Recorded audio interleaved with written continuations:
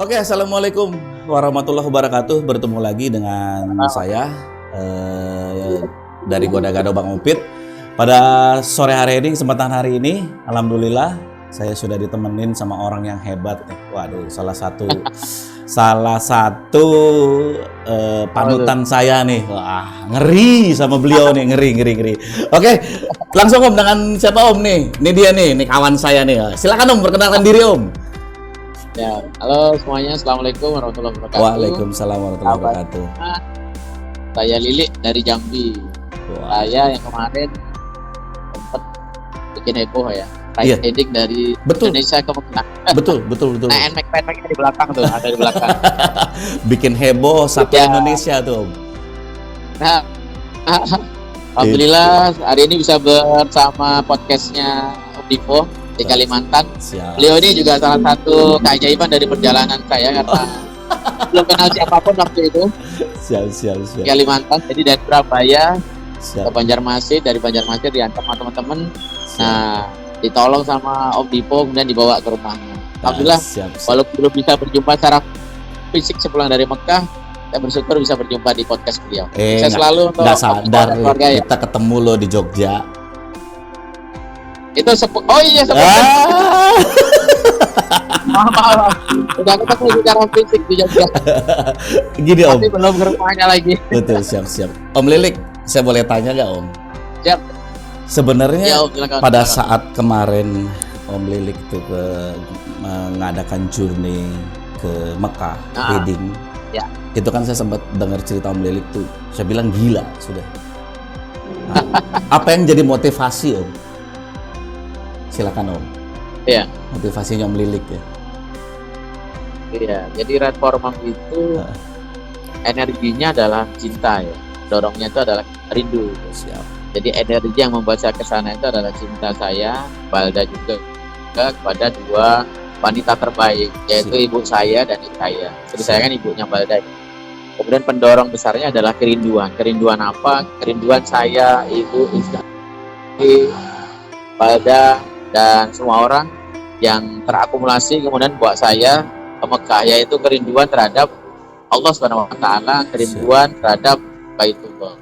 Betul. Nah, dua energi ini, dorongan cinta dan dorongan rindu ini kemudian bersatu, kemudian bersama-sama menggerakkan roda saya dan Balda, NMAX di belakang itu. Betul. Sampai ke Mekah. Walaupun sebenarnya saya pribadi juga tidak pernah memiliki target untuk sampai, karena saya belum saya belum pernah keluar negeri, saya juga bukan biker, saya nggak punya uang. Betul. Ingat kan Om Dipo yang punya saya di Palangkaraya? Siap. Sampai Palangkaraya tinggal 250.000 itu pegangan. Nah, Om Dipo yang ngasih makan, Om Dipo yang ngasih itu. Nah, seperti itulah yang kemudian mengetuk pintu langit, kerinduan dan cinta itu mengetuk pintu langit. Kemudian Allah menggerakkan alam semesta, kemudian alam semesta bahu membahu untuk kemudian menyampaikan saya dan Balda ke Baitullah. Dan alhamdulillah sampai. Walaupun targetnya dari 3 bulan jadi 8 bulan.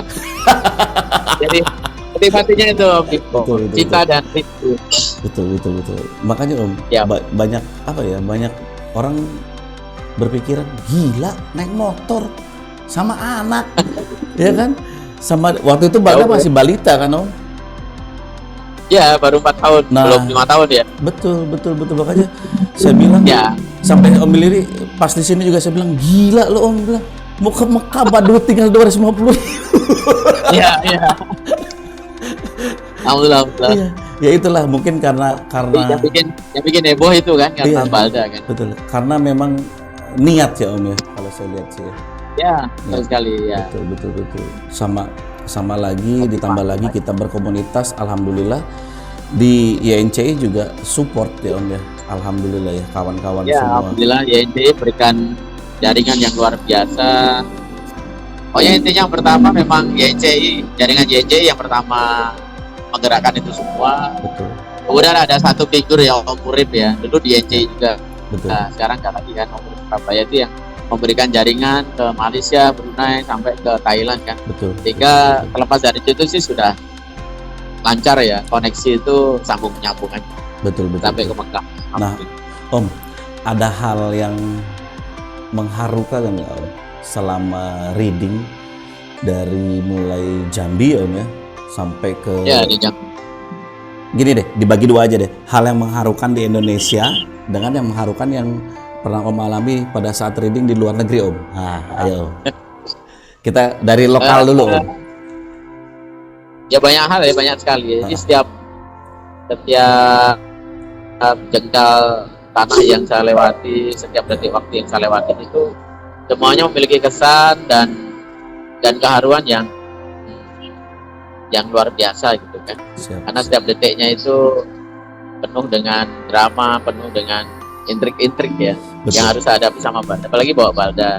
Jadi bukan suatu hal yang mudah. Mungkin orang melihatnya lancar-lancar saja, aman-aman saja ya. Padahal membawa anak kecil itu penuh dengan resiko. Saya sebagai orang tua tentu sangat khawatir ya. Betul. Walaupun saya menjaganya, tapi kan tidak menjamin saya bisa menjaga Balda dari hal-hal yang mungkin tidak sanggup saya lawan. Nah itu juga satu hal yang membuat setiap detiknya itu menjadi hal-hal yang sangat mendebarkan. Kemudian juga di setiap detiknya saya selalu berpikir sampai gak ke depan. Saya tidak pernah berpikir jauh. Misalnya Om sampai Banjarmasin berpikir sampai Pontianak, enggak. Saya berpikirnya sampai Palangkaraya. Jadi Palangkaraya saya pikir sampai ke Sampit. Dari Sampit pikir sampai ke, jadi ngalir aja. Saya nggak berani bercita-cita terlalu jauh. Karena saya takut nanti dibilang hamba yang tidak mau bersyukur, kamu ini udah disampaikan Banjarmasin, tak pula Pontianak. Udah disampaikan Pontianak, tak pula ke Malaysia gitu ya. Betul. Jadi ngalir aja. Tapi alhamdulillah sih aliran itu selalu dibersamai sama Allah, selalu dimudahkan sama Allah. Walaupun memang kadang kita harus bersabar. Oh ini uang belum dapat, saya harus bersabar. Sama kayak di Pontianak, saya belum ketemu dengan teman-teman Pontianak secara langsung, jadi belum saya ceritain yang sebenarnya. Mungkin waktu itu teman-teman di Pontianak mengira saya banyak uang gitu. Optimal juga mengira begitu, padahal waktu itu saya dari sampai Banjarmasin cuma uang nggak sampai 400-an ribu lah paling kan. Ada bayangkan mau ke Mekah. Jadi bertahan lama itu kadang-kadang ya Allah, ini udah lama nih di sini, gimana nih dapat uangnya gitu kan. Saya juga bertahan untuk tidak meminta tolong kepada manusia, makhluk apapun, kecuali minta tolong sama Allah. Saya hanya sabar sholat ya. Kalau dikasih, ada orang berbaik hati menolong, ada telepon masuk dari kantor, masuk ini ada dana. Saya dapat uang itu waktu di Kalimantan, waktu di Sambas. Jadi ada uang perjalanan dinas saya yang sudah lama, saya tidak pernah berpikir itu ada lagi, ternyata dibayarin. Itu hampir ada 12-an juta lah gitu kan. Dikirim sama bendahara. Jadi waktu di Sambas itu saya bisa apply karnet. Waktu itu saya belum dapat karnet. Sebenarnya bukan karena karet belum jadi. Di Pontianak saya bilang karetnya belum jadi, padahal udah jadi. Kan mau ngambilnya belum ada uangnya gitu. Belum buat tebus ya Om berarti ya. Ya belum tebus. Jadi waktu di Sambas saya udah 7 hari udah nggak enak kan di sana kelamaan. Akhirnya saya ke perbatasan, nginep di sana Om nungguin karnet. Yang nganterin Om Rif itu. Iya betul. Naik motor. Betul. Iya kan? Ingat kan? Ingat. Itu sudahnya itu. Karena saya juga bertahan, saya tidak akan minta tolong dengan siapapun kecuali sama Allah gitu kan. Dan biarlah Allah semuanya yang atur gitu kan. Ya alhamdulillah nggak disangka-sangka ada rezeki dari kantor nelpon bendahara kan. Pak ini ada dana Pak, Bapak pasti butuh. Tak kirim aja ya. Waduh, saya langsung seneng banget. Akhirnya bisa masuk Malaysia dan duit itu cukup Om sampai ke Sabah Om. Itu makanya filosofi. Ya, jadi begitu deh Om. Hal-hal yang mengharukan. Ketika kita belum sampai negara Islam ya, dari Indonesia, dari Malaysia, kan negara Islam terus tuh. Kemudian dari Thailand sampai ke India, Thailand, Myanmar, India, 3 negara itu kan negara Muslim ya. Jadi memang ujiannya berat sekali. Pertama kita tidak bisa milih makanan, nggak bisa milihnya itu pertama karena uang kita nggak ada. Betul. Kemudian yang kedua juga memang nyari makanan halal kan susah di luar negeri kan. Di 3 negara itu susah gitu kan. Betul. Jadi akhirnya ya sudah ada beras kita masak, ada jual telur kita beli telur. Kadang 1 telur itu kita goreng, makan sama Baldan tuh 3 kali makan karena harus hemat biaya. Betul. Jadi sama Baldan itu pokoknya Balda dapat 4 suap, paling saya cuma sesuap gitu kan. Ya kayak gitulah perjalanan itu luar biasa. Tapi di India itu udah pernah kehabisan uang di jalan. Kemudian saya harus komitmen untuk tidak minta pertolongan dengan siapapun, walaupun ke istri, walaupun ke ibu. Tahu ada aja telepon gaib. Nanti ada bantuan ini, wah alhamdulillah gitu kan. Ya itulah. Nah ketika kekuatan doa di tengah jalan Iya, Allah yang ngatur semua lah. Ada pernah di daerah Gua Hati itu kita udah kehabisan uang 2 hari itu kami nggak makan sama Balda. Waktu itu uang hanya cukup kalau isi bensin uang itu hanya tinggal sekitar berapa rupiah ya? 350 rupiah lah, 70 ribuan itu. Jadi isi minyak di India itu minyak itu harganya sekitar 9 sampai 10 ribu gitu lah, eceran kan. Jadi sama Balda kita isi minyak ya gitu kan, uang habis tinggal ini, tapi nanti kalau nggak ada uang untuk makan ditahan ya udah isi minyak semuanya, karena kalau kita makan kita nggak bisa jalan, nggak bisa usaha kan, hanya diisi minyak. Dan akhirnya isi minyak 1 hari tuh nggak ada keajaiban sampai Balda marah-marah sama Allah ya kan, Allah ini gimana ini. Saya lihat statusnya tuh, saya lihat statusnya di IG tuh, saya lihat. Iya Balda marah sama Allah itu kan. Betul. Aduh, akhirnya berjalan lagi. Hari kedua udah kita mohon ya Allah isilah perut ini gitu kan. Akhirnya bertemu dengan orang itu ngajak cerita siang-siang, ngajak cerita lama gitu kan. Laparnya sampai nggak ingat lagi sampai lupa. Sore itu. Iya, padahal udah lebih dari 24 jam kita nggak keisi kan, mana air putih aja kan makan. Akhirnya berhenti sore-sore itu di tepian sawah sama Balda kita berhenti dulu, panas. Waktu itu cuaca di India lagi panas kan, lagi 47 derajat kayak sekarang lah kan, sama itu ini bulan-bulan panas ya, nih bulan-bulan panas. Jadi saya berhenti di pinggir sawah sama Balda di bawah pohon itu. Nggak tahu ada rombongan anak-anak sekolah kan melintas, terus dia nanya, wah this is the guy that we see in television katanya kan, ini orang yang di TV katanya kan. Bisa tahu ya. Terus minta foto mereka, foto. Akhirnya pada ngasih uang sama Balda, ngasih uang jajanan. Waduh, ya, nangis saya itu karena ini Allah ini suka bercanda, tapi bercandanya keterlaluan. Betul. Betul. Akhirnya waduh senang sama Balda kan. Nggak sampai di situ, akhirnya datang juga lagi ada orang lewat lah, orang udah dewasa gitu kan. Dia bawa makanan, sama dia kasih makanan, akhirnya di box kiri kanan tuh, box belakang tuh, box yang sawah ke Mekah itu isi makanan semua, menu makanan. Kita punya uang tuh hampir 2.000 rupiah lah, 2.000 rupiah itu hampir 400.000. Betul. Oh seneng gitu. Kalau di India itu 400.000 udah dapat banyak Betul. Di sana air mineral itu cuma 1.000 rupiah kan. Betul. Kemudian snack itu 1.000-an juga, jadi murah banget. Beli makanan gorengan itu hanya 200 rupiah Betul. Jadi 1.000 dapat 5. Sampai kami bisa traktir anak-anak di daerah Bihar namanya kan. Betul. Kami traktir anak-anak itu beli gorengan, kami boronglah satu teko. Cai namanya, cai itu teh susu Betul. Satu teko itu harganya cuma sekitar 20.000 kalau kita makan sama. Hebat. Jadi juga, seperti itulah peran. Iya. Hebat loh. Sampean hebat di saat lagi membutuhkan tapi bisa berbagi. Oh iya memang itu rumusnya. Itu pokoknya rumusnya kalau kita miskin banyak-banyak sedekah. Betul, miskin betul. Sedekah. Betul.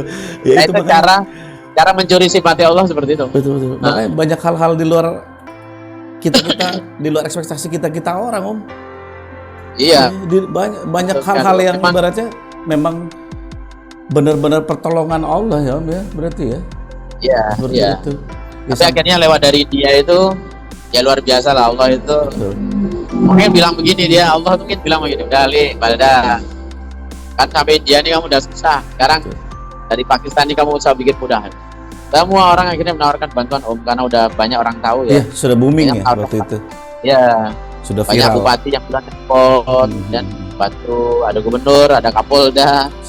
Terus ada yang nanggung biaya selama di Pakistan. Pada berebut malah nanti di Pakistan saya, nanti di Irak saya, nanti di Dubai saya gitu kan. Betul. Bahkan di Dubai itu kita dulu Masya Allah itu dicurah melimpah sama Allah. Iya. Saya dengar cerita itu pada saat di Jogja nih sama Om Lilik. Iya betul sekali. Di Dubai. Luar biasa. Ya. Itulah jadi setiap jengkalnya itu penuh drama, penuh intrik, dan ada kisah-kisah haru semua di sana. Betul, nanti lengkapnya di filmnya Kapan nih Nanti nonton filmnya ya. Insya Allah ini pandemi udah kelar, nanti mudah-mudahan segera tayang di bioskop, nanti bisa lihat semua. Ada banyak hal-hal yang belum saya sampaikan yang nanti akan ada di filmnya. Betul. Nah makanya sekarang yang sampaikan yang enak-enak lah. Betul. Anggapan orang kan ya itu Om Lilik itu touring ya kan. Ya itu tadi yang Om Lilik bilang banyak uang. Padahal kan nggak tahu prosesnya seperti apa. Kadang orang mikirnya saya anggota dewan banyak duitnya kan. Betul betul. Makanya saya bilang ya Allah, udah gitu tambah bawa anak seusia waktu itu Balda 4 tahun kan, yang ibaratnya perlu waktu untuk bermain, sampai saya lihat di IG-nya juga Om Lilik biarin Balda main dulu biar nggak stres. saya ngikutin itu. Ya Allah. Jadi pokoknya ngalir aja. Betul. Hidup tuh ngalir aja. Tambah lagi sambil ngasih gula koko. Siap. Tambah lagi ada tuh. Memang yang mulianya Om Lilik itu adalah right for mom itu loh. Itu doa. Ya, itu doa. Itu doa. Nah, Om. Jadi, tambah lagi saya dengar nih waktu sampai di tempat tujuan finish di Mekah. Nah, itu banyak banget dikasih bonus sama Allah tuh Om, kalau saya dengar tuh. Ya kan? Iya betul. Bener ya? Satu-satunya NMAX yang parkir dekat Ka'bah di dalam Masjidil Haram. Di komplek ya? Iya, ada nggak Om? Saya nggak ada loh Om. Satu-satunya motor atau kendaraan tuh nggak ada yang parkir boleh di situ. Itu tambah lagi saya dengar juga istri Om Lilik dan ibu diundang juga sebagai kehormatan di sana. Nah, itu bonus tuh Om.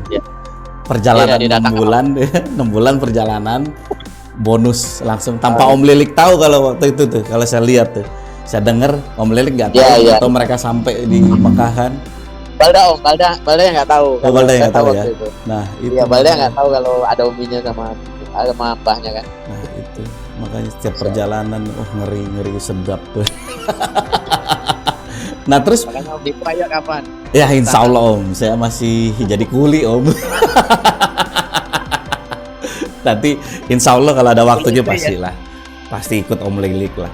Terus Om, pada saat selesai dari sana nih Om, motor tuh dipaketin gak Om? Ya, jadi rencana kemarin kan awalnya motor di belakang itu dilelang. Di Mekah kan udah diumumkan lelang. Ada yang awal itu 5 miliar waktu itu kan. Betul. Makanya motor nggak ada rencana dipulangin. Kan kemudian sampai di Indonesia ada rumah produksi film kan, mau bikin filmnya. Betul. Terus dia minta motor itu dipakai untuk properti film. Saya minta izin sama yang nawar lelang itu. Boleh pakai aja dulu nggak apa-apa gitu kan. Dia dipulangin dan ternyata pandemi kan. Orang yang nawar di Mekah itu usahanya bangkrut. Nggak bangkrut sih, tapi turun lah omsetnya sehingga dia mundur dari angka yang ditawarkan ke efek itu. Akhirnya ya motor sampai sekarang masih sama saya dan waktu itu dipulangkan pakai kargo. Iya. Ya. Ngeri. Itu total berapa kilo Om? Kalau jalur saya karena lewat Kalimantan total 26.000 kemarin Om. 26.000. Wow. Dengan sebegitu kondisi jalan, cuaca, karakter manusia, tambah lagi ya kita kan nggak tahu ya Om, itu yang Om lewatin mungkin ada negara yang bersinggungan lagi konflik kan waktu itu kan? Ya hampir semuanya negara konflik Om. Lepas dari Malaysia itu, dari mulai Thailand Selatan itu lagi konflik kan antara tentara kerajaan sama pejuang Muslim di Matani kan. Dan nanti di Myanmar yang sekarang sedang pada puncak-puncak konfliknya kan. Betul. Antara militer sama sipil. Di India Timur itu antara tentara Bangladesh dengan India, kemudian sampai ke Impal. Di Pakistan waktu itu lagi konflik Kashmir kan. Betul. Makanya tertahan lama. Kemudian di Iran Selatan ya sama Pakistan Selatan itu sedang rame-ramenya Taliban dengan ISIS waktu itu kan. Sekarang sih udah aman karena Taliban udah merdeka ya. Betul. Kemudian di Dubai juga lagi konflik di daerah arah barat itu dengan Qatar. Makanya kendaraan dari luar Saudi waktu itu kan nggak boleh masuk Om. Makanya saya agak kesulitan ke sana.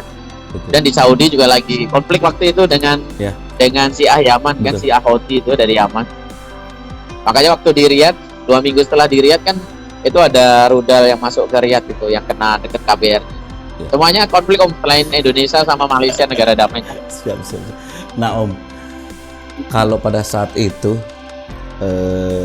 Om Lilik dalam perjalanan Om, dari saya nanya nih Om ya, dari sponsor ada loh tuh yang menawarkan. Kalau waktu jalan nggak ada Om. Sponsornya sponsor langit lah. Pas pulangnya baru. Betul. Pas pulangnya baru. Ya, terkadang ada Yamaha. kita Sip. harus melakukan hal yang gila biar dilihat orang kan seperti itu. Ya, Betul. lihat ya. Gitu. Makanya teman-teman kalau mau pengen dapat sponsorship ya harus lebih dari orang. Cuman waktu itu saya kan niatnya bukan untuk cari sponsorship kan. Betul. Nah, terus Siap. itu Om, kalau saya dengar nih kan kemarin pada saat Om Lilik mampir di Kalimantan di Palangka sebelum jalan, memang itu sebenarnya Om Lilik tuh minjem motornya pada saat itu. Iya, motor itu gimana? Ayo cerita. Jadi ceritanya tuh waktu di rumah ada temen kan, ada temen tuh butuh uang kuliah. Betul. Kemudian pinjam uang kan, pinjam uang saya pinjemin. Waktu itu dia pinjam 6 juta kan untuk biaya kuliah. Terus dia bilang, oh motor saya taruh di rumah, dia ada motor 2 kan, ada Satria FU sama NMAX. Dia bilang yang NMAX aja omnya taruh, jarang saya pakai. Oh iyalah, mungkin kalau waktu itu dikasih Satria FU saya pakai Satria FU. betul. Jadi itu taruh di rumah. Waktu itu saya bilang boleh nggak saya pakai agak 3 bulan, nanti kalau ada uang lebihnya saya kasih lagi. Dia bilang ya boleh, nggak apa-apa. Tapi saya nggak bilang mau bawa ke Mekah, nggak, kan bawa 3 bulan aja. Betul. Jadi waktu di India ibunya butuh uang, motor itu minta dibeli. Saya kan nggak punya uang gitu kan, karena kita sedang berjalan bukan cari uang kan. Nah waktu itu Pak Kapolda lewat keluarganya dengar kalau motor itu motor pinjaman. Mungkin yang punya motor ini pernah cerita terus denger gitu kan. Betul. Akhirnya dicari itu rumah yang punya motor, dicari sama orangnya Pak Kapolda. Kemudian ditanya, katanya mau dijual, ya mau beli berapa? Bilang saya jual 22 juta. Langsung dibayar malam itu sama Pak Kapolda. Terus dikirim kwitansinya ke saya. Waktu itu saya di India kan. Pak Lili, motor itu udah bukan motor pinjaman lagi, itu motornya Balda sekarang. Betul. Ya. Terus Om, itu Om ceritanya Om. Kalau saya boleh tahu, pada saat Om Lilik pakai NMAX, kok Om Lilik tahunya YNCI ini ikut gabung di YNCI itu dari mana Om? Bisa memutuskan ke YNCI tapi enggak, kan padahal klub NMAX sejenis banyak nih Om. Nah. Ya, jadi ceritanya tuh padahal motor ini yang punya motor ini juga punya klub. Oh. Klub NMAX besar juga. Iya, cuman saya nggak mau sini ya, takutnya nanti jadi enak. Betul. Nah, waktu itu nggak pernah berpikir tentang klub. Jadi waktu ke Jakarta, saya dulu kan pernah dengar ada Pertamina Enduro dari Aceh ke Gresik ya. Iya.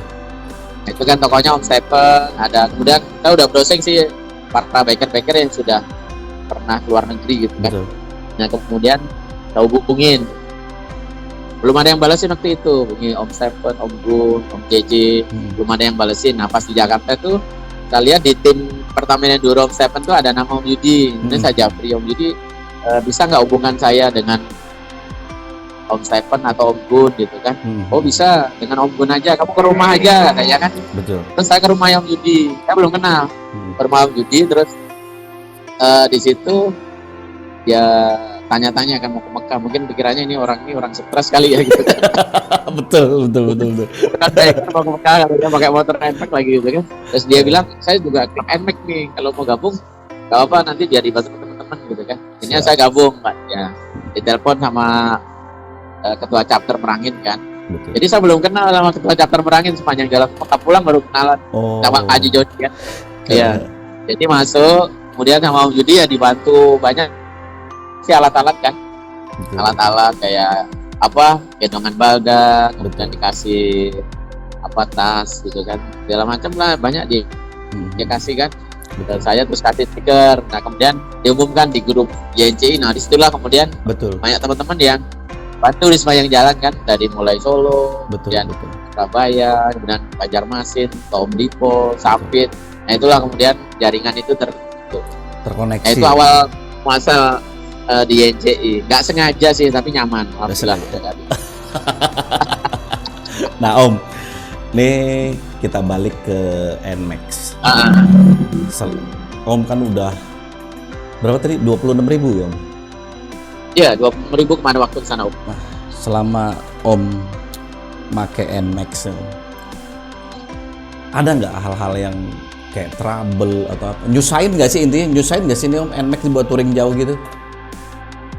Jadi kalau bilang kenapa milih NMAX nih yang pertama, saya nggak pernah milih karena adanya itu waktu itu. Kemudian NMAX gimana? Ya pengalaman saya sih dengan kapasitas saya yang bukan biker atau bukan orang yang berlatar belakang teknik yang mengetahui mesin secara detail, motor ini nyaman. Karena saya nggak pernah punya motor seperti NMAX gitu, motornya motor BBB gitu Pak. Jadi ini nyaman menurut saya, nyaman sekali, makanya saya nggak ganti-ganti sampai hari ini. Terus waktu kita pakai sampai ke kampung juga, alhamdulillah sih Om nggak pernah ada trouble sih, mogok. Betul. Pernah apa nggak pernah kan? Ya apalagi waktu di Pontianak kan dibantu setting tuh sama Om Ari sama Om Jansen, sama teman-teman JC Pontianak. Di setting untuk biar agak ringan, agak enak gitu kan, karena kita bawa beban berat kan. Disampit juga benerin box-boxnya tuh sama Om Teguh, sama Om Eri, sama Om Didi kan. Pokoknya aman, alhamdulillah sampai ke Mekah. Paling cuman ganti jok gitu. Jok itu di Malaysia Om. Kemarin joknya kan masih flat gitu. Nah di Malaysia sama teman-teman di sana pakai ini nih yang udah bentuk tapal kuda gitu kan. Betul. Diganti ya. Itu aja sih Om. Yang lainnya sih betul. By the way aman semua, nggak pernah macet. Di India tuh berapa kali kebanjiran juga nggak mogok itu kan. Kalau jatuh kan udah berkali-kali kan. Dan nggak bengkok sasisnya, nggak bermasalah elektrikalnya. Saya pun kalau udah capek kadang tak rubuhin aja di padang pasir itu kalau pas dingin kan. Ya alhamdulillah motornya nggak pernah rewel sih. Nggak rewel ya Om ya. Sampai ke Mekah masih sampai hari ini Om, ini masih sering saya bawa dari Jambi ke Jakarta, Jambi ke Aceh. Pokoknya motornya nggak pernah berhenti ini udah. Pokoknya ini dari Jambi ke Jakarta udah 1.000 kilo, hampir 1.000 kan. Artinya dia aman-aman saja. Artinya NMAX sangat recommended ya untuk touring jarak jauh, mungkin perubahan-perubahan sedikit lah di roller atau apa. Artinya kalau basicnya NMAX itu sangat potensial untuk kelas premium ya untuk touring gitu. Paling kita tinggal ganti set untuk enduro, mesinnya ya roller dan segala macem. Bannya mungkin ganti yang lebar. Kemudian shocknya kalau bebannya berat diganti yang toleransinya agak panjang, agak bagus. Kemudian ditambah lampu tembak, kasih box. Aman sih Om, artinya nggak banyak biaya. Tapi kalau punya duit lebih ya banyak sih, kayak X-Max lebih bagus kan. Yang kemarin udah coba X-Max dan ternyata X-Max keren. Iya, tapi jujur, saya kan juga punya X-Max. Saya lebih nyaman kalau jalan jauh itu pakai NMAX. Kenapa? Karena satu, ground handling NMAX itu lebih tinggi dibandingin X-Max. Betul sih. Betul. Nah, terus yang kedua, NMAX ini memang udah bandel Om dibandingin X-Max. Iya. Lebih bandel dibandingin X-Max. Nah, kalau X-Max itu ya saya ngerasa nggak banget lah. Memang kalau buat touring nyaman X-Max, tapi lebih enak NMAX. Kayak kemarin saya keliling Sulawesi itu saya pakai NMAX Om. Nggak pakai X-Max, pakai NMAX. Nggak pakai X-Max ya? Iya. Ya udah X-Max-nya bawa ke Jambi aja Om. Boleh. Nah, terus iya, saya dengar juga nih Om, pada saat jalan ke Mekah kemarin ini ban nggak gantinya terakhir di Pontianak. Iya, jadi bener tuh. Sebenarnya saya udah sampaikan ke Maxxis ya bahwa yang membuat saya pakai ban Maxxis itu Om Ari sama Om Jansen gitu. Betul. Saya minta mereka berdua juga dikasih fasilitas lah gitu kan. Tapi belum sih, nanti suatu saat akan sampaikan ke pimpinan, ke direkturnya ban Maxxis kan. Kayaknya mereka bakal approve 2 orang itu. Jadi waktu dari Jambi saya pakai ban yang bawaan itu sampai Pontianak. Terus saya bilang bannya itu udah muncul benang-benangnya. Betul. Waktu itu mau ngomong apa lah sama Om Ari gitu kan. Mau ganti nggak punya uang, mau nggak ganti malu. Saya bilang masih enak kok, tapi benangnya udah kelihatan tuh Om kan. Siap. Akhirnya dibantu lah sama Om Ari gitu kan. Bantu Om Ari, alhamdulillah dari rezeki lah waktu itu dikit-dikit cukup untuk ganti ban depan belakang, ganti Maxxis semua. Kemudian di oversize kan, yang belakang pakai 140 dan yang depan pakai ukuran 120. Waktu itu kita pakai yang tipe F1. Makanya tipe F1 itu kemudian di restorasi lagi sama Maxxis, jadi keluarlah Victra S98 yang ikonnya Balda gitu. Betul. Enak tuh. Kalau saya bilang recommended itu ban.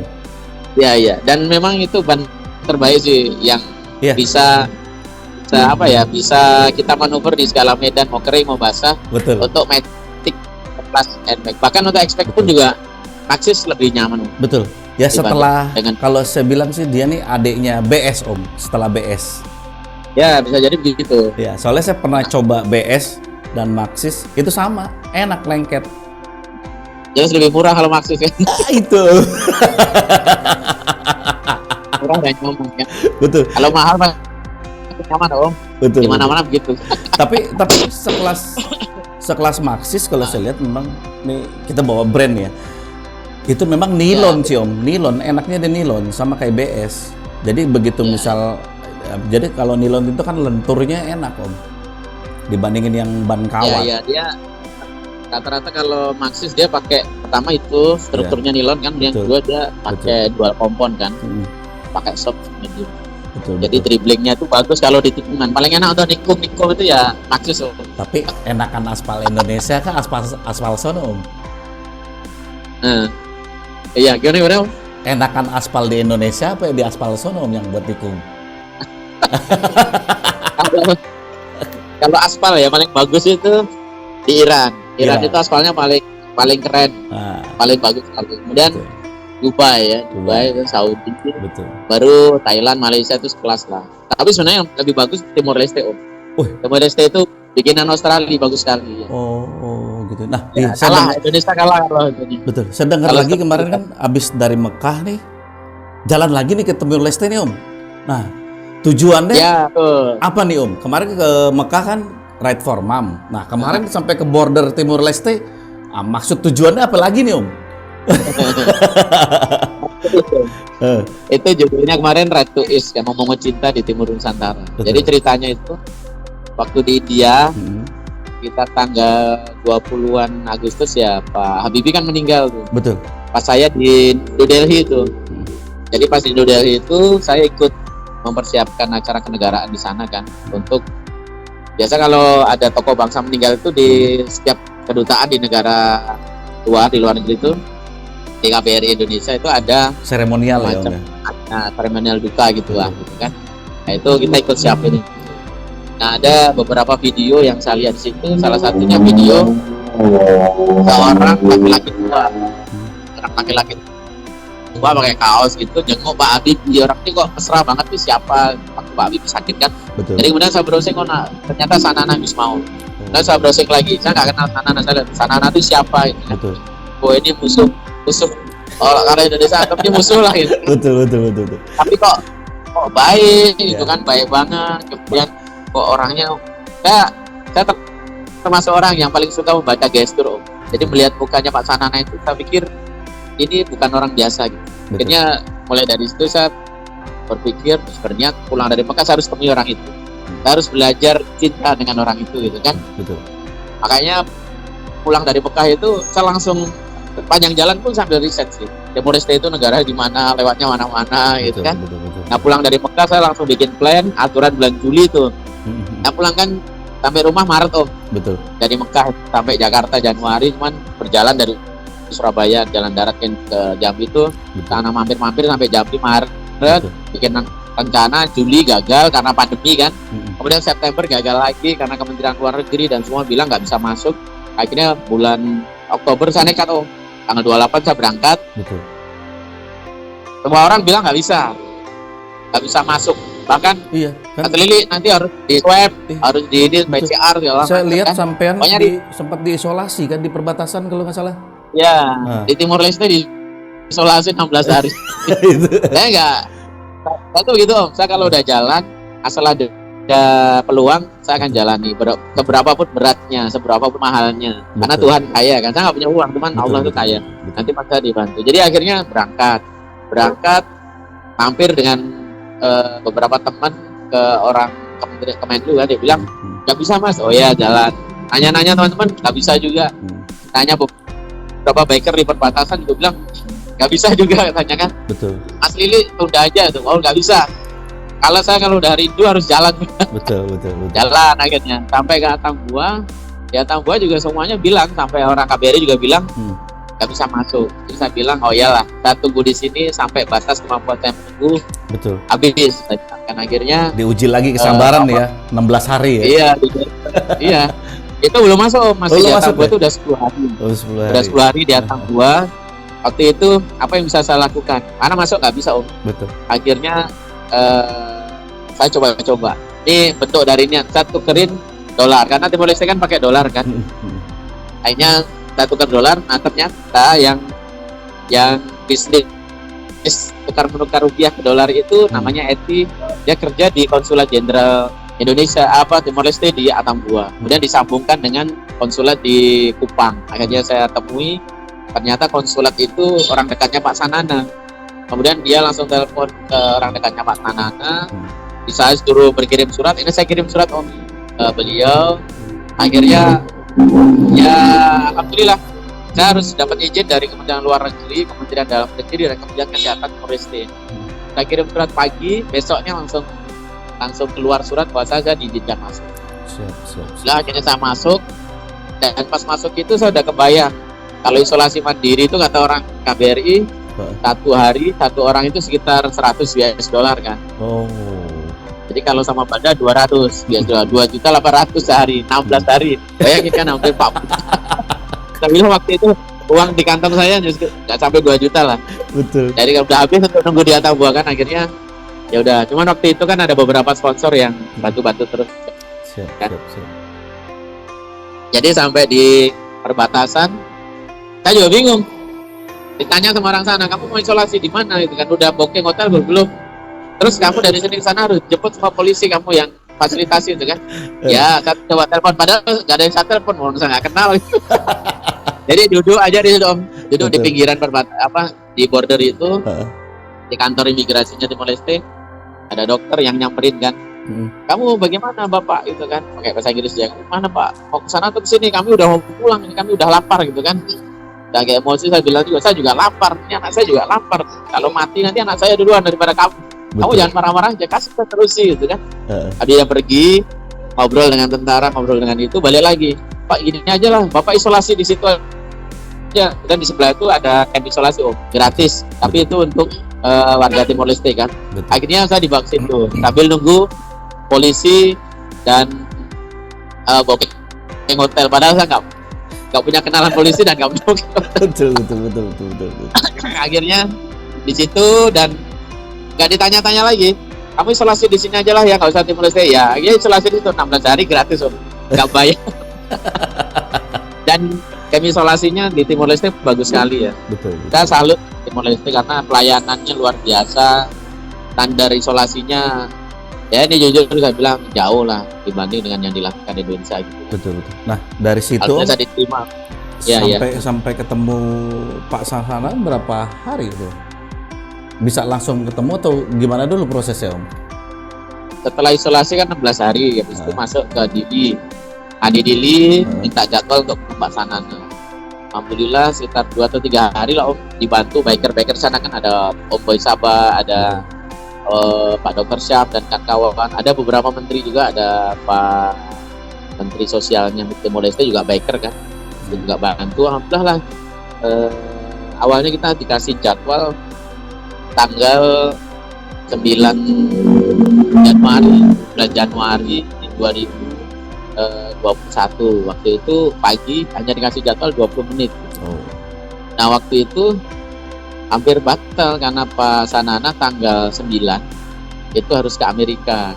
Dia harus menghadiri pelantikan Presiden Joe Biden kan.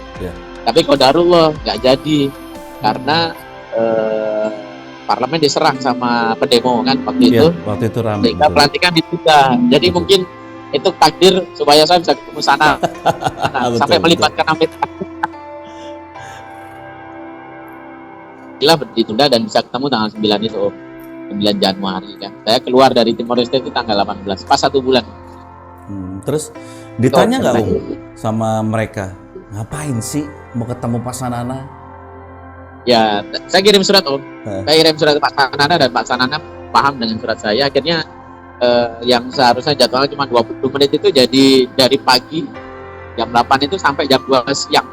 Saya lihat sampai Balda digendong ya.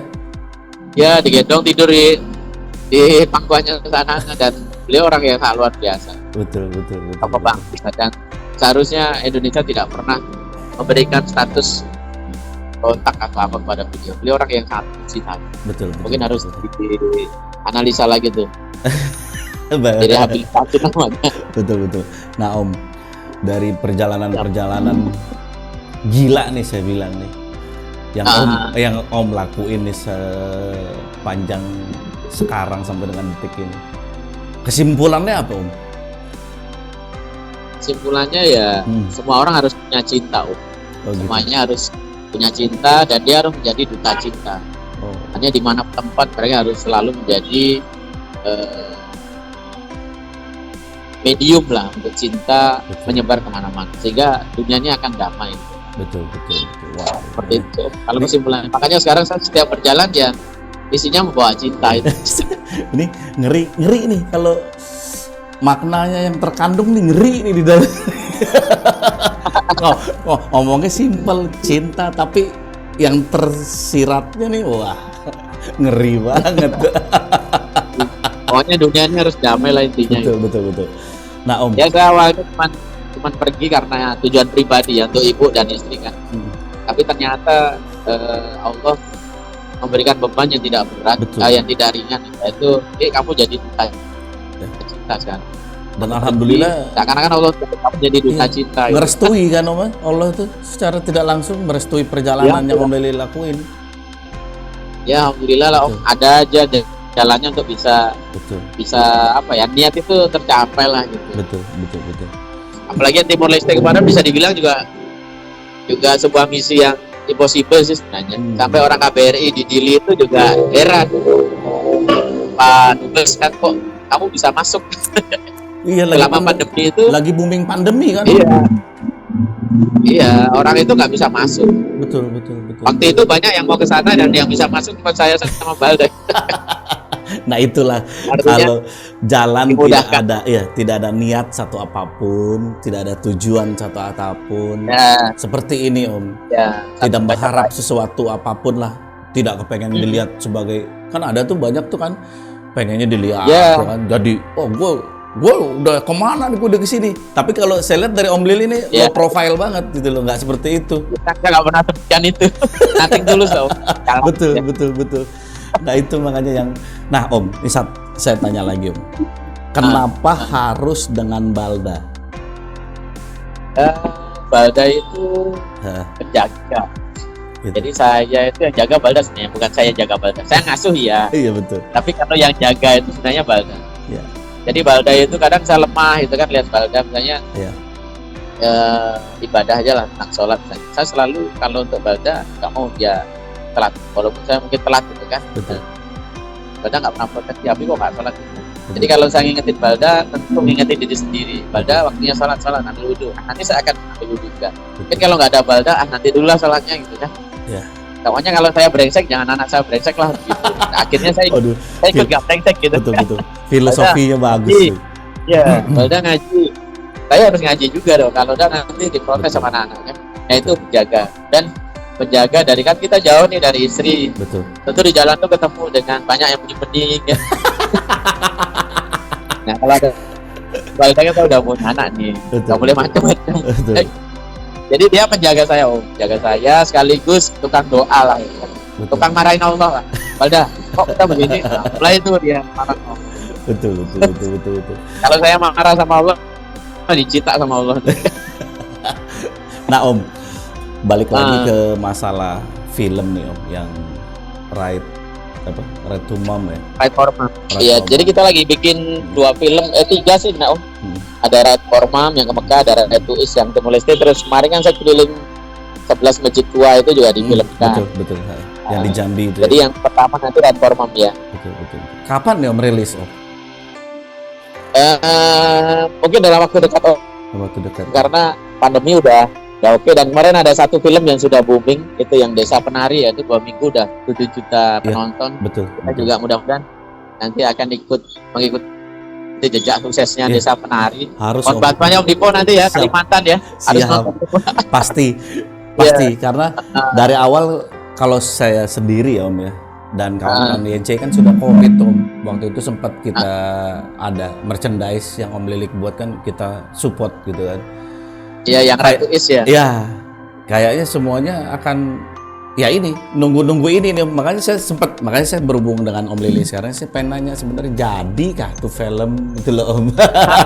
Soalnya nunggunya 2 tahun ya Om. Dari kita di Jogja kan yang awal Om Lilik pas pulang. Iya. Saya ditawarin film.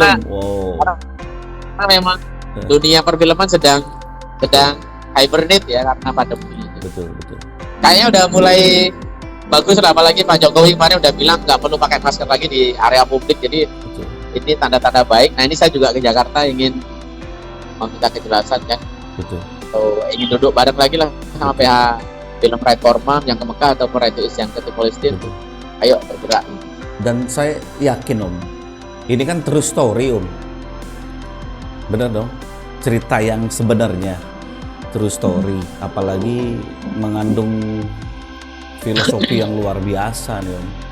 Saya yakin lah ya akan bisa seperti KKN loh Om. KKN ini kan boomingnya kan karena true story Om. Betul dia. Ya kan? Betul sekali. Karena true story. Terus tambah lagi di samping itu kawan-kawan bikers juga kayaknya di luar komunitas kita nih Om ya, di luar YNC kayaknya memang ini suatu pelajaran gitu loh, suatu pelajaran yang bisa kita petik. Rata-rata orang touring itu kan memang orang berduit Om. Bener dong? Orang berduit disponsorin kan seperti itu Om. Nah, pada saat Om Lilik jalan Ride for Mom itu kan tahu sendiri cerita story-nya. Ya sponsorin langit. Nah, itu makanya ini akan jadi apa ya? Pembelajaran. Kalau kita memang punya niat tulus, niat baik, mau ibaratnya kita jalan kemanapun, insya Allah ya kan. Kalau balik lagi asal niat kita baik, niat kita tulus, ya saya juga nggak nyangka kan, saya juga nggak nyangka bisa ketemu Om Lilik, bisa ketemu kawan-kawan lain. Om Lilik pun juga begitu. Udah kayak inilah saudara bukan saudara. Kalau kawan-kawan biker kan seperti itu. Siap. Betul, kayak ibaratnya kalau memang kita niat tulus, niat baik, semuanya akan jalan lancar sih Om. Itu. Wah, kalau jadi artis, saya telepon masih diangkat gitu. Kita artis gini aja lah. Loh, kalau udah masuk di dunia perfilman layar lebar ya artis sudah. Sampai saya ingat waktu di Jogja tuh, Om Dipo saya diundang nih Jakarta nih sama salah satu kontennya Deddy Corbuzier di Trans 7 waktu itu kan. Wah itu udah luar biasa Om, masuk Trans 7 aja udah luar biasa. Diundang sekelas Deddy Corbuzier itu udah luar biasa Om, luar biasa. Karena nggak banyak, nggak banyak yang seperti itu loh. Kawan-kawan biker lain kan diliputnya paling di media otomotif Om. Nah kalau Om Lilik masuk koran nasional, internasional, terus masuk TV nasional sama internasional, oh udah luar biasa. Paling orang kalau udah jadi film, oh ini nih yang orang gila kemarin lewat sini. Iya Kalimantannya banyak. Terima kasih, ini udah nggak sabar pengen cepet ke sana nih Om. Kalimantan. Kita tunggu. Ketemu Om Bro, ketemu Om Dipo kan, setelah ke sana waduh ngopi bareng. Di pinggir sungai Barito ya. Ya siap. Nah Om, saya nanya terakhir nih Om. Ini kan kita di YNCI khususnya kan ini lagi ada sebentar lagi mau ada munas Om untuk pergantian ketua umum. Nah, YNCI ya. Betul. Nah Om Lilik mungkin ada masukan atau ibaratnya ada sepenggal harapan untuk ketua umum nanti yang terpilih. Pengennya seperti apa sih Om? Untuk pengurusan yang akan datang gitu loh, harus gimana lagi perbaikannya Om? Kan yang sekarang bisa dibilang oke lah. Nah, kalau bisa kan nanti lebih baik lagi dari sekarang seperti itu. Nah, kalau tanggapan Om Lilik seperti apa Om? Ya jadi yang pertama sih ya Om Yudi adalah seseorang yang sudah memerankan sebagai institusi maker yang baik. Artinya sudah membuat YNCI bersama founder yang lain jadi sebuah organisasi yang tertata dengan baik. Cuman harus dipahami juga bahwa seiring berkembangnya sebuah institusi atau organisasi, maka handlingnya tentu juga harus menambah handler gitu. Handlernya lebih berat, sehingga harus menambah person untuk manajerial organisasi sendiri. Betul. Artinya Yudi harus melibatkan banyak orang untuk mengurusi YNCI karena nggak akan mungkin selesai dengan beliau atau para founder. Betul. Nah, YNCI sudah berjalan berapa tahun nih, sampai hari ini udah hampir 7 tahun ya, dan Om Yudi sudah menjadi founding father dengan yang lain secara bagus. Artinya nanti pengganti beliau, saya pikir juga harus seorang yang bagus, yang punya kemampuan manajerial yang baik. Betul. Karena yang diurus ini orang banyak. YNCI tidak bisa dipungkiri sekarang menjadi sebuah organisasi yang besar. Betul. Karena sudah anggotanya ribuan, kemudian terorganisir dengan baik. Saya pun juga sudah keliling dari timur ke barat. Nah, bagaimana YNCI, mereka sih bukan orang-orang sembarangan. Tak banyak akademisi, banyak para pebisnis. Pokoknya kalau saya boleh simpulkan, member YNCI itu medium high lah gitu, kan, arti dari kelas menengah ke atas, baik pemikiran maupun kondisi ekonominya. Artinya YNCI sekarang sudah bermetamorfosa dari hanya organisasi yang hobi menjadi sebuah institusi yang profesional, apalagi sudah tercatat di Kemenkumham. Nah, berkaitan dengan Munas besok, tentu suksesi kepemimpinan itu diawali dari embrio tata cara suksesi kepemimpinan. Itu harus dipegang oleh orang-orang yang baik, yang paham dan mengerti tentang apa itu YNCI dan mau dibawa kemana YNCI, sehingga tidak menjadi komoditas keinginan pribadi. Seperti itu. Dan kemudian kita harus kembali lagi bahwa sehebat apapun YNCI, seprofesional apapun YNCI, ini hanya organisasi klub. Betul. Artinya organisasi klub ini bukan organisasi profit. Betul. Tidak mencari uang, tidak mencari hidup di situ. Betul. Artinya siapapun yang menjadi pemimpin YNCI itu harus orang yang membuat YNCI hidup, bukan mencari hidup di YNCI. Artinya YNCI bukan tempat untuk mencari hidup, tapi YNCI adalah tempat orang-orang yang ingin menghidupkan YNCI menjadi di rumah bersama, menjadi institusi bersama, di mana yang ada di dalamnya itu asik, nyaman. Seperti tagline kita kan, berlibur, bercerita, bersaudara. Nah, ini yang tiga ini akan terjadi dan terus terjadi apabila suksesi kepemimpinan ini berjalan baik. Artinya apa? Dari mulai Bapiltum juga harus dievaluasi. Kemudian tata cara pemilihan, regulasi dalam pemilihan itu juga harus dibuat. Nah, nggak usah berat-berat lah gitu kan. Orang kita organisasi klub yang asik-asik aja. Jangan sampai malah ketika itu sulit. Kemudian satu hal, nggak usah panjang-panjang itunya dari Februari sampai Juni. Panjang banget. Artinya itu akan membuat telah friksi gitu loh. Telah friksi yang kemudian ketika Munas nanti siapa yang terpilih nggak terpilih, akhirnya menjadi pecah. Sampai hari ini pun juga saya lihat sudah banyak friksi-friksi dan itu sangat berpotensi untuk membuat YNCI ini kerdil gitu. Nah, itu harus diantisipasi oleh teman-teman di Board of Nation, teman-teman di Bapiltum dan Ketum sendiri, Om Yudi sendiri. Jangan sampai ini terjadi dan harus diantisipasi. Solusinya bagaimana? Duduk bersama, libatkan bukan hanya pengurus tapi orang yang paham. Di YNCI ini banyak sekali kok yang paham. Banyak yang aktif di dunia politik, banyak yang aktif di dunia organisasi. Jadi dipandang aja, walaupun dia nggak pengurus, panggil minta masukan, sehingga nanti akan jadi baik. Terus jangan khawatir dengan uang, misalnya Munas ini dilaksanakan karena nggak ada uangnya, nggak bisa. Kita punya member 8.000 dan semuanya punya KTA, artinya mereka hidup.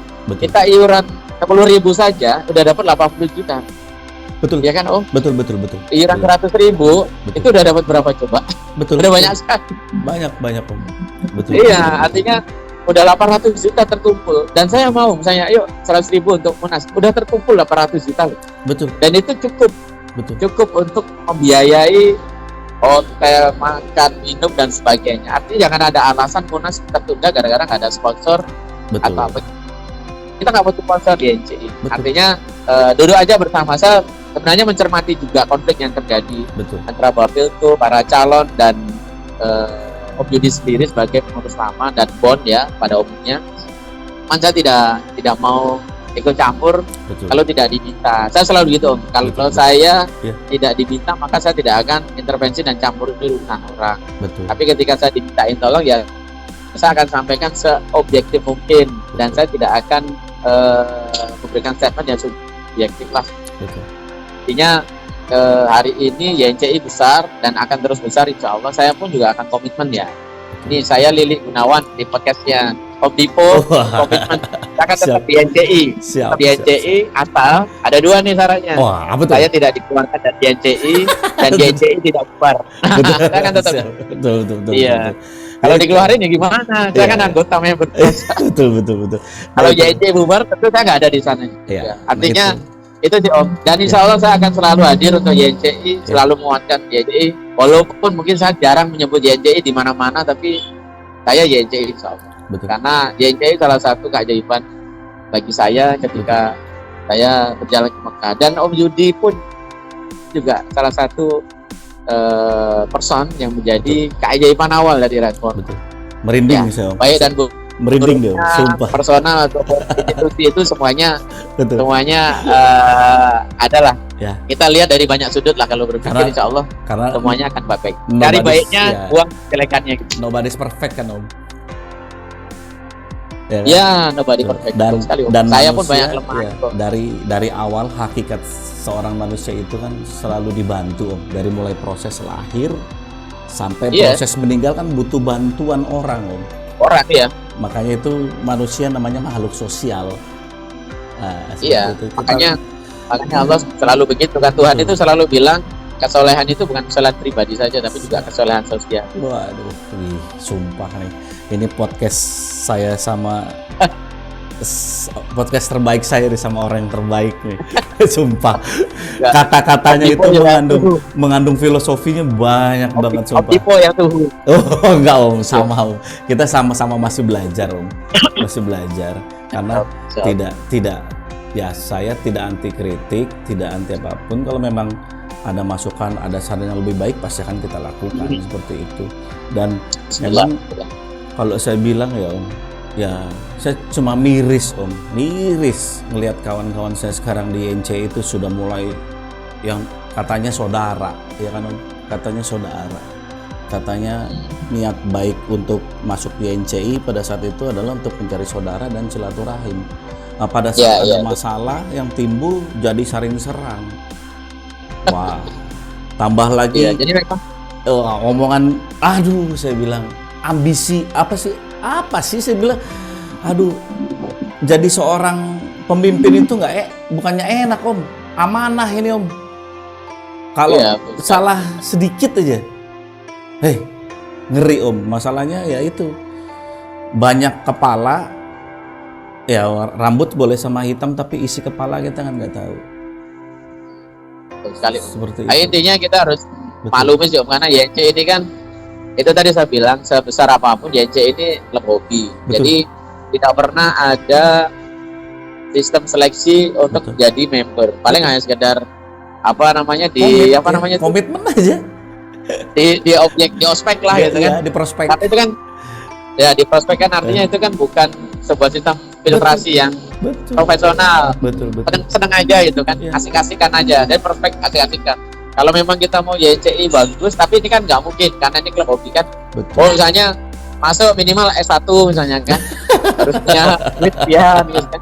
Nah itu betul. Ya kita boleh lah mengevaluasi, tapi karena kita rekrutmennya itu tanpa filtrasi ya anggap aja ini sebagai pemakluman lah, Om. Wajar aja terjadi. Mau keluar masuk juga nggak apa-apa. Balik lagi yang seperti yang tadi Om Lilik bilang, ini adalah komunitas hobi. Iya, komunitas. Ini kalau saya sendiri, Om, setelah saya capek bekerja ya ini hiburan saya. Buat kebetulan satu frekuensi, ya ini hiburan saya. Nothing tulus saya di sini, tidak cari apapun, tidak. Seperti itu kan. Gitu, Om. Iya. Ini media saya untuk kenal saudara-saudara saya di seluruh Indonesia ataupun dimanapun nanti kan, melalui media kita ini, melalui komunitas kita ini, tidak untuk yang tadi Om Lilik bilang mencari kehidupan, karena organisasi itu besar ya karena dari membernya, bukan dari siapapun. Ya.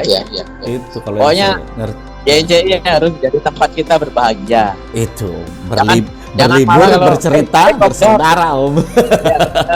Jangan kalau ada jadwal kopdar malah takut ditagih uang iuran wajib. Ya, ya karena Biasa aja. Kalau ada yang telat bayar ya anggap aja dia belum punya uang. betul. Wah, Iya. setiap member ada kontribusinya lah. Nggak Betul. punya uang ya kontribusi ada. Iya. Karena Iya. kita komunitas bukan partai ya Om. Betul, ya. Dan bukan agama, ini yang lucu lagi kalau keluar kayak orang murtad aja diperlakukan. Itu bener. Pernah Itu juga salah, gitu ya. pernah terjadi di sini Om, di regional saya ini pernah terjadi di Iya, salah ya. satu member, di Iya. salah satu chapter lah. Gue nggak mau Iya, ketua chapter gue non Muslim, wah ngeri Om, sampai sebegitunya Om. Tapi ya itulah saya bilang, inilah kebinekaan kita dan kedewasaan kita dalam berorganisasi. Kalau pola pikir kita Iya. seperti itu ya nggak bisa. Yang begituan tuh harus jalan jauh. Betul. Harus jalan jauh. Betul. Kayak dia paham. Betul. Makanya saya bilang ya Allah, rasis banget saya bilang. Itu ya selagi KTP dia memang Indonesia, KTP Indonesia ya itu saudara kita. Karena berdasarkan sejarah juga kan kita Indonesia ini terbentuk kan dari Tionghoa, dari Hindu, yang agama pun juga Hindu sebelumnya ada Iya, Buddha, iya kan kayak gitu. Nanti kalau dia udah berjalan ke arah Mekah itu kan, Nah, jalan darat, dia akan tahu bagaimana dia akan dijamu oleh orang Buddha di Thailand. nah, Dia akan dijamu orang komunis bahkan di Myanmar. nah, Dia akan betul. dijamu orang Hindu bahkan di Betul. India. Terus yang sok-sok anti Islam radikal segala macam, nanti di Pakistan dia akan dikasih susu gratis, makanan gratis sama Islam yang radikal itu. Nah itu makanya tadi saya dengar kata Om Lilik, dibuat simple aja, nggak usah pusing, Iya. ya kan? Nggak usah ibaratnya. Aduh, malah orang yang ribet gitu biasanya ada maksud Om. Beda kayak Om Lilik Ya, nih, ya. simple, ya. Gue mau gas, gue jalan kan gitu. Makanya saya kemarin menghindari kan Om untuk nyalon. Kan disuruh nyalon juga, mau dibikin ini deh. Enggak, saya nggak usah, saya gini aja lah. Betul. Saya aja kalau bisa saya stop dia menjadi korek, capek Om. Karena kita tidak bisa meminta, kita nggak bisa minta orang tuh harus senang sama kita 100% kan nggak bisa. Iya, Seperti pasti itu. ada kan. Tapi kalau kita ibaratnya dikasih amanah, dikasih tanggung jawab sebagai seorang pemimpin, sebenarnya YNC itu kan simple, udah ada ART, tinggal ikutin itu aja. Gak usah banyak neko-neko, dan ini adalah rumah tangga kita yang nyelesain, bukan orang lain kan gitu kan. Kadang wah dari sini, dari situ, saya sih capek Om. Mendingan mau kayak Om Lilik aja, gua mau ngegas, tinggal gas. Makanya didik mati aja kan. Betul. Didik mati aja Om. Betul. Itu. Wah, siapa tuh? Om, ada yang belakang. Ada Iklannya begitu iklan lagi. lewat. Ampipi. Oke Om Lilik, siap. Suatu kehormatan nih Om, di sore hari ini saya bisa podcast sama Om Lilik. Saya yang terhormat Om. Saya yang terhormat. Banyak banget apa ilmu-ilmu atau virus-virus kebaikan yang Om Lilik tularin. Mudah-mudahan kawan-kawan yang nonton podcast saya ini bisa ibaratnya bisa berpikir secara jernih gitu loh kan. Bisa berpikir secara ya tidak sempit lah itu loh dalam memandang suatu apapun gitu loh. Seperti itu. Terima kasih banyak Om Lilik. Terima kasih banyak. Sehat-sehat. Bunda Om. Sehat-sehat selalu. Salam buat Balda, salam hormat buat keluarga besar. Nanti insya Allah kalau emang ada waktu kita bisa bertemu lagi di Oke Om Lilik. Terima kasih Om Lilik atas waktunya. Hati-hati di jalan. Assalamualaikum warahmatullahi wabarakatuh. Assalamualaikum warahmatullahi wabarakatuh. Sehat, sukses, berkah melimpah semua. Siap.